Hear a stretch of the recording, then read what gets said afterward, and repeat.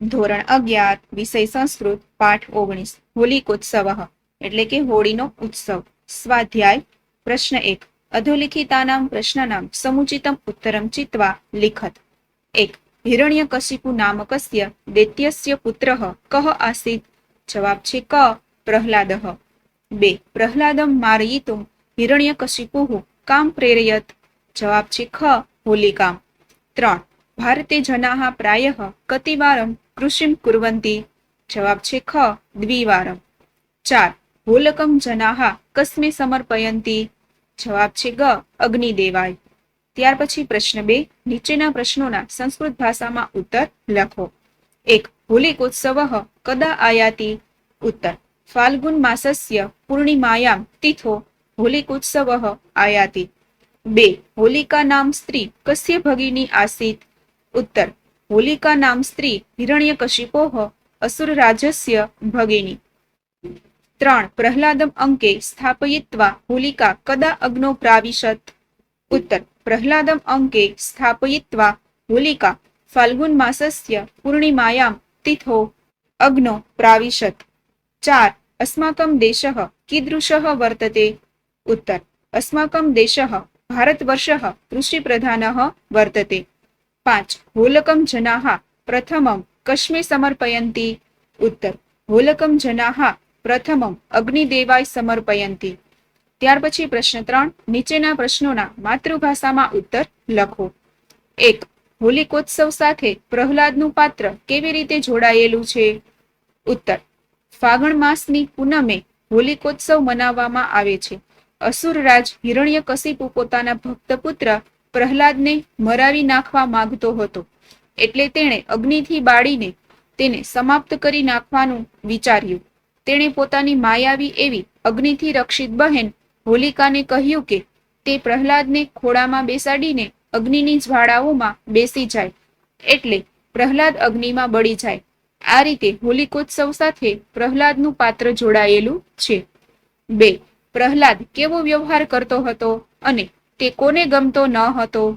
ઉત્તર. પ્રહલાદ હંમેશા પરમેશ્વર એટલે કે વિષ્ણુનું ધ્યાન કરતો હતો. તેનો આવો ભક્તિપૂર્ણ વ્યવહાર તેના પિતા અસુરરાજ હિરણ્યકશિપુને ગમતો ન હતો. 3. ફાગણની પૂનમે હોલિકાએ કોની પ્રેરણાથી શું કર્યું? ઉત્તર. ફાગણની પૂનમે હોલિકા અસુરરાજ હિરણ્યકશિપુની પ્રેરણાથી પ્રહલાદનો અંત લાવવા તેને પોતાના ખોળામાં બેસાડીને પોતે અગ્નિમાં બેસી ગઈ. માયાવીની હોલિકા પોતે તો અગ્નિથી રક્ષિત હતી, એટલે તેને અગ્નિની કશી અસર થવાની ન હતી એમ તે જાણતી હતી. ફક્ત પ્રહલાદનો અંત લાવવાનો તેનો દુષ્ટ ઈરાદો હતો. 4. હોલક સ્વાસ્થ્ય માટે કેવી રીતે ઉપયોગી છે? ઉત્તર. શમીધાન્ય અને શુકધાન્યના તાજા તૈયાર થયેલા રસ ધરાવતા દાણાને હળવા અગ્નિમાં શેકવાથી જે તૈયાર થાય તે અન્નને હોલક કહે છે. ગુજરાતી ભાષામાં આપણે આવા અન્નને માટે પોંક શબ્દનો પ્રયોગ કરીએ છીએ. વળી જેને અત્યારે ધાણી કહીએ છીએ તેને પણ એક રીતે તો હોલક કહી શકાય. વસંત ઋતુમાં કફજન્ય રોગોનો ઉપદ્રવ વધારે થાય છે. આ સ્થિતિમાં કફનું શમન કરવા માટે હોલક અન્ન ખાવું લાભકારક છે. ત્યાર પછી પ્રશ્ન 4. વિવરણાત્મક નોંધ લખો. 1. નવસસ્યેષ્ટિ. નવમ ચ તત સસ્યમ ચ. નવસસ્યમ કર્મધારય સમાસ. નવસસ્યેન ઇષ્ટિ તૃતીયા તત્પુરુષ સમાસ. નવા સસ્ય ધાન્ય દ્વારા કરાતા યજ્ઞને નવસસ્યેષ્ટિ કહે છે.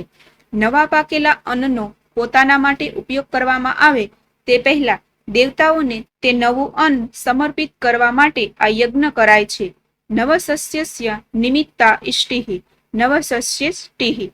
વર્ષ દરમિયાન આવા 2 યજ્ઞોની પરંપરા છે. તેમાંનો એક શરદ ઋતુમાં અને બીજો વસંત ઋતુમાં થાય છે. શરદ ઋતુમાં થતા આ પ્રકારના નવસસ્યેષ્ટિને શારદીય નવસસ્યેષ્ટિ કહે છે.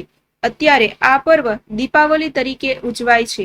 વસંત ઋતુમાં થતા આ પ્રકારના નવસસ્યેષ્ટિને વાસંતિક નવસસ્યેષ્ટિ કહે છે. અત્યારે આ પર્વ હોળી તરીકે ઉજવાય છે. ત્યાર પછી 2. હોલક. અન્નનો આ એક પ્રકાર છે. શમીધાન્ય ડુંડાવાળા અન્નને અને શુકધાન્યના તાજા તૈયાર થયેલા રસ ધરાવતા દાણાને આગની હળવી આંચમાં શેકવાથી જે તૈયાર થાય તે અન્નને હોલક કહે છે.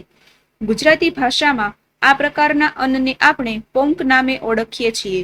વળી જેને આપણે ધાણી કહીએ છીએ તેને પણ એક રીતે તો હોલક કહી શકાય. વસંત ઋતુમાં કફજન્ય રોગોનો ઉપદ્રવ વધારે થાય છે. આવી વખતે કફ દોષનું શમન કરવા માટે આ હોલક અન્ન ખાવાનું લાભકારક છે. ત્યાર પછી 3 ભાવ પ્રકાશ. આયુર્વેદનો એક સુપ્રસિદ્ધ ગ્રંથ. તેના રચયિતા ભાવ મિશ્ર છે. તેઓ ઈસવીસનની 16મી સદીમાં થઈ ગયા.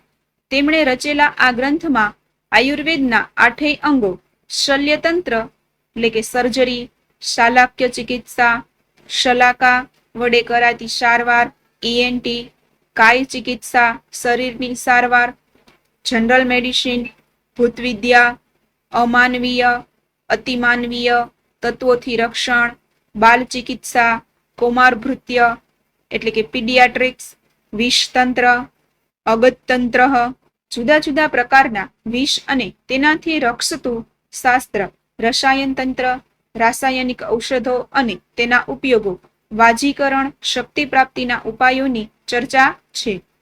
ત્યાર પછી પ્રશ્ન 5 સમીક્ષાત્મક નોંધ લખો. હોલિકોત્સવ. ઉત્તર. ફાગણ માસની પૂનમના દિવસે મનાવવામાં આવતા આ ઉત્સવના 2 સ્વરૂપો છે. હોલિકાયાઃ ઉત્સવઃ અને હોલિકાનામ ઉત્સવઃ. પ્રથમ સ્વરૂપ અનુસાર હિરણ્યકશિપુ નામના અસુરરાજની બહેન હોલિકા દ્વારા ભક્ત પ્રહલાદને મારવાના ઉપક્રમરૂપ ઘટનાનું સૂચન થાય છે. બીજા સ્વરૂપ પ્રમાણે હોલક નામના અન્ન દ્વારા કરવામાં આવતા નવસસ્યેષ્ટિ કર્મનું સૂચન થાય છે. દ્વિતીય સ્વરૂપ જે કર્મનું સૂચન કરે છે તે પ્રાચીન છે, જ્યારે પ્રથમ સ્વરૂપને લીધે જે ઘટનાનું સૂચન થાય છે તે અપેક્ષાકૃત અર્વાચીન છે.